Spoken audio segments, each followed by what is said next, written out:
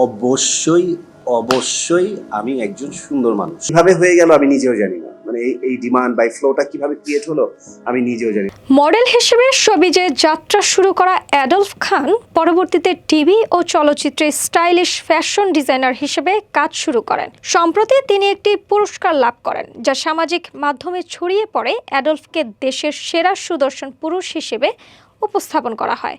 এরপর থেকে নেটিজেনদের ট্রোলিংয়ের মুখে পড়েন অ্যাডলফ খান। ট্রোলের জবাবে অ্যাডলফ খান বলেন, তিনি কখনো নিজেকে দেশের সবচেয়ে সুদর্শন হিসেবে দাবি করেননি, বরং তিনি আল্লাহ প্রদত্ত মেধা ও ব্যক্তিত্বের উপর গুরুত্ব দেন।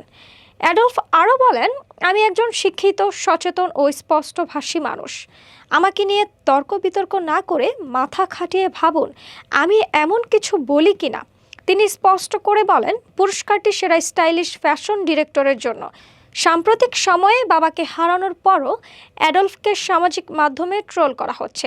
তার পোশাক, আচরণ ও শোবিজে অংশগ্রহণ নিয়েও নানা অবমাননাকর মন্তব্য করা হচ্ছে। অনেকেই এমনও বলেছেন যে তার জন্মের পর বাবার আত্মহত্যা করা উচিত ছিল। তবে অ্যাডলফ এসব বিষয়ে উপেক্ষা করে নিজের পথে এগিয়ে যাচ্ছেন।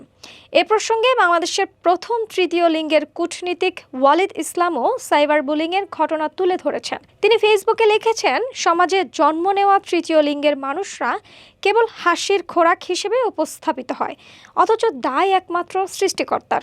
তিনি অ্যাডলফ খানের প্রতি অসভ্য মন্তব্য ও আক্রমণের সমালোচনা করেছেন এবং বলেন, বাবা মায়ের প্রতি অবমাননাকর মন্তব্য করা সম্পূর্ণ অগ্রহণযোগ্য। ওয়ালিদ আরও বলেন, অ্যাডলফ বা অন্যান্য তৃতীয় লিঙ্গের মানুষরা শুধুমাত্র তাদের দক্ষতা, সৃজনশীলতা ও মেধা দেখাতে চায়, তা নিয়েও সমাজের নেতিবাচক মনোভাব বিদ্যমান।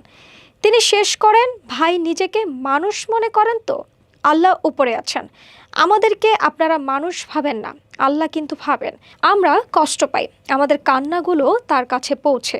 তবুও দোয়া করি আল্লাহ যেন আমাদের সন্তানদের আপনাদের মতো না করে পৃথিবীতে পাঠান। অ্যাডলফ খানের প্রতিক্রিয়া এবং ওয়ালিদ ইসলামের মন্তব্য একদিকে সামাজিক ন্যায় বিচার ও মানবিক মূল্যবোধের প্রশ্ন তুলে ধরছে, অন্যদিকে সাইবার বুলিং ও হেনস্থার বিরুদ্ধে সচেতনতার প্রয়োজনীয়তা পুনর্ব্যক্ত করছে।